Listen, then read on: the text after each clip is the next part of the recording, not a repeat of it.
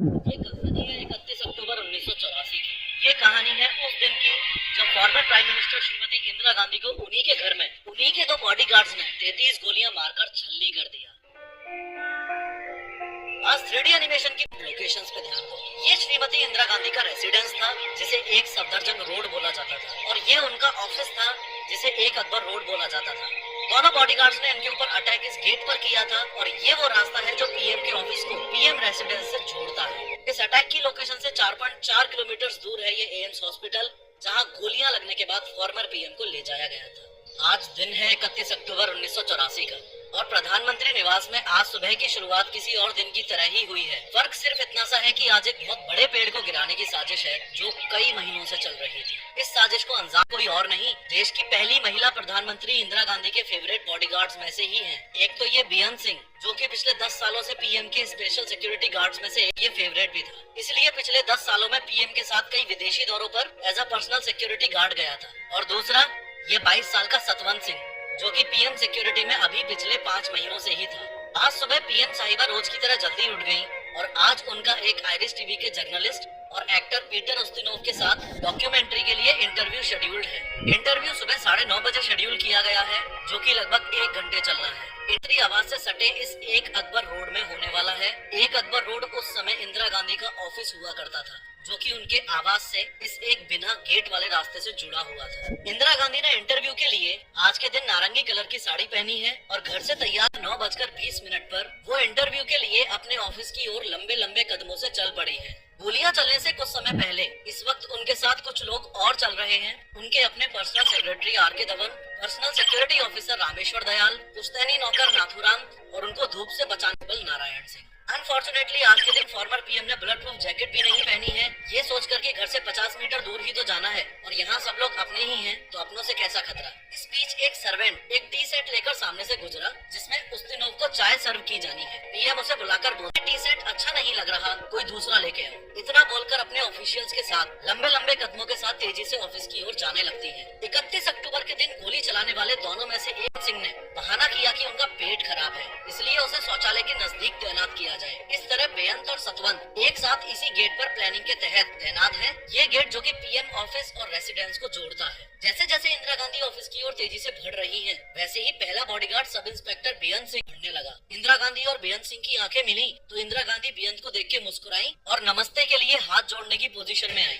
ऐसा इसलिए क्योंकि इंदिरा गांधी बेअंत को 10 सालों से जानती थी, और रोज जब भी बेअंत सिंह इंदिरा गांधी को देखता तो नमस्ते करता था। इसलिए आज भी इंदिरा गांधी ने उसको अपनी ओर बढ़ता देखकर सोचा कि नमस्ते बोलेगा, इसलिए इंदिरा गांधी हाथ जोड़ लिए। लेकिन आज बेअंत सिंह का मिजाज बागियों वाला है। आज उसका मकसद कुछ अलग ही है। एकाएक बेअंत ने लगभग 9:25 पर अपनी .38 कैलिबर सर्विस रिवॉल्वर निकाली और तान दी इंदिरा गांधी पर। जब तक कोई कुछ समझ पाता, उससे पहले ही फायर के कहीं से एक बड़े पेड़ के गिरने की दास्तान शुरू हो चुकी है। 3 गोलियां लगते ही इंदिरा गांधी जमीन पर गिर गई और जोर से बोली, ये क्या कर रहे हो। बेअंत 1 सेकंड के लिए रुका और सतवंत को देखकर जोर से चिल्लाया, गोली चला। सतवंत, जो अभी तक बेअंत के पास बूथ बना खड़ा था, वो अपनी कार्बाइन बंदूक को इंदिरा गांधी की ओर घुमाकर 30 गोलियां बस्ट फायर कर देता है। इंदिरा गांधी को बचाने के लिए जैसे ही उनके रामेश्वर दयाल आगे बढ़े तो उनके पाँव में सतवंत के द्वारा चलाई गई गोलियां लगी और वो वहीं पर गिर गए। एक अकबर रोड यानी कि पीएम ऑफिस से एक पुलिस ऑफिसर दिनेश कुमार भट्ट ये देखने के लिए बाहर आए कि ये गोलियां कहाँ चली हैं। उसी समय बेअंत और सतवंत सिंह ने अपने वेपन्स फेंककर सरेंडर करने के लिए हाथ खड़े कर दिए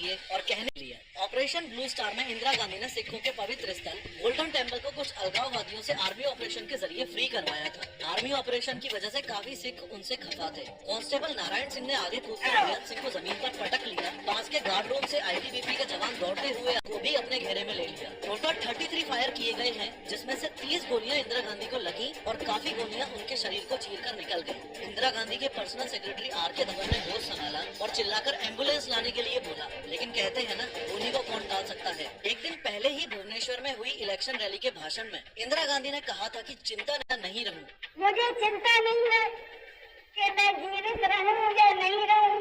मेरी लंबी उम्र रही है, मुझे गौरव इस बात का है कि मेरा सारा जीवन सेवा में गुजरा। मेरी लंबी उम्र रही है तो मैं कह सकती हूँ कि एक एक खून का खतरा जितना मेरा है, वो एक एक खून एक भारत को। शब्द आज यानी 31 अक्टूबर 1984 को सच होते दिख रहे हैं। भारत की मिट्टी में वो अभी लहूलुहान पड़ी है, मानो समय रुक सा गया है और जो एम्बुलेंस लाने को बोला था वो अभी तक आई नहीं है। पीएम हाउस में हर समय एक एम्बुलेंस के दिन उसका ड्राइवर वहाँ पर यानी कि पीएम आवास में ड्यूटी पर मौजूद नहीं है। यही सबसे पहला संकेत है कि आगे आने वाले घंटे इंदिरा गांधी के लिए बहुत ही मुश्किल भरे होने वाले हैं। गोलियों की आवाज सुनकर कांग्रेस लीडर माखनलाल फोतेदार इंदिरा गांधी के पास पहुँचे और एम्बुलेंस न आते देख आर.के. धवन ने चिल्लाकर कोई भी कार निकालने के लिए कहा। इंदिरा गांधी को जमीन से आर.के. धवन और फोतेदार ने उठाकर सफेद एम्बेसडर कार की पिछली सीट पर रखा। आगे की सीट पर आर.के. धवन, फोतेदार, सिक्योरिटी ऑफिसर दिनेश भट्ट और ड्राइवर बैठे हैं। गोली की आवाज सुनकर सोनिया गांधी नंगे पांव ही गाड़ी की ओर दौड़ी। इंदिरा गांधी को इस हालत में देखकर वो उसी हाल में कार की पीछे वाली सीट पर बैठ गयी। उन्होंने खून से लथपथ इंदिरा गांधी का सिर अपनी गोद में लिया और कार बहुत तेजी से एम की तरफ बढ़ी।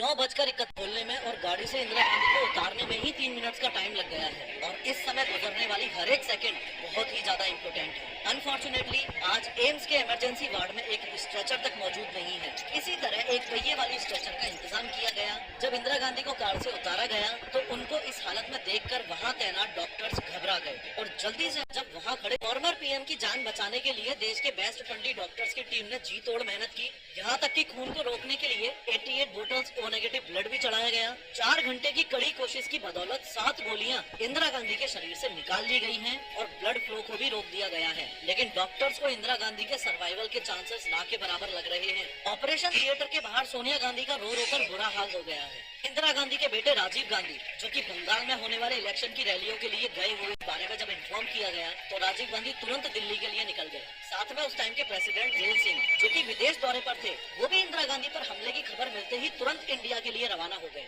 आने वाला समय देश और इंदिरा गांधी के लिए बहुत ही मुश्किल भरा होने वाला है। इंदिरा गांधी के लिए इसलिए कि अब एम्स के बेस्ट डॉक्टर्स भी कुछ ही समय में अपने हाथ खड़े करने वाले हैं। हॉस्पिटल के 8th फ्लोर पर अब तक काफी कांग्रेस लीडर्स आ चुके हैं और सबको ये तो अनुमान हो गया है कि अब इंदिरा गांधी को बचा पाना मुश्किल है। इसलिए यहाँ इसी फ्लोर पर एक दूसरे रूम में देश पर आने वाले मुसीबत पर मंथन चल रहा है। मुसीबत ये कि देश के सर्वोच्च लीडर्स यानी कि पीएम और प्रेसिडेंट दोनों में से एक तो अपनी जिंदगी की जंग लड़ रही यानी कि मिस्टर प्रेसिडेंट उस समय देश में नहीं है। एक चिंता का विषय ये भी बना हुआ है कि इंदिरा गांधी की असैसिनेशन की खबर अगर बाहर फैलती है तो कम्युनल राइट्स हो जाएंगे। इसलिए अभी एम्स के स्टाफ को सख्त इंस्ट्रक्शंस दिए गए हैं कि इंदिरा गांधी की कोई भी इंफॉर्मेशन लीक नहीं होनी चाहिए। अंदर हॉस्पिटल में धीरे एक एक करके मरने लग गए हैं। अब ये मशीन्स भी बेअसर मालूम पड़ रही हैं और फाइनली एक ऐसा टाइम आया जब इंदिरा गांधी शून्य में विलीन हो गई। पहुंचने पर डॉक्टर्स ने उनको इंडिया की आयरन लेडी की स्वर्गवास की खबर दी। लगभग दोपहर 1:45 पर देश में कुछ न्यूज एजेंसीज ने न्यूज ब्रेक कर दी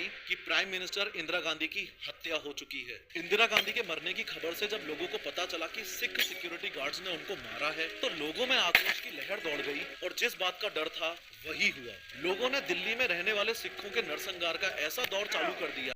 8,000 से ज्यादा सिखों को मारा और जिंदा जला दिया गया और ये दौर आने वाले 3 से 4 दिनों तक चला। लाखों सिख फैमिलीज ने डर के कारण विदेशों और दूसरे राज्यों में शरण ले ली। दिल्ली में एक तरफ तो दंगे चल रहे हैं, दूसरी ओर देश की पहली महिला प्रधानमंत्री की अंतिम विदाई का कार्यक्रम 3 नवंबर 1984 को इंदिरा गांधी को सम्मान के साथ दिल्ली के शक्ति स्थल में उनके बेटे राजीव गांधी ने मुखाग्नि दी और इंदिरा गांधी पंचतत्व में विलीन हो गयी। ये कहानी है 31 अक्टूबर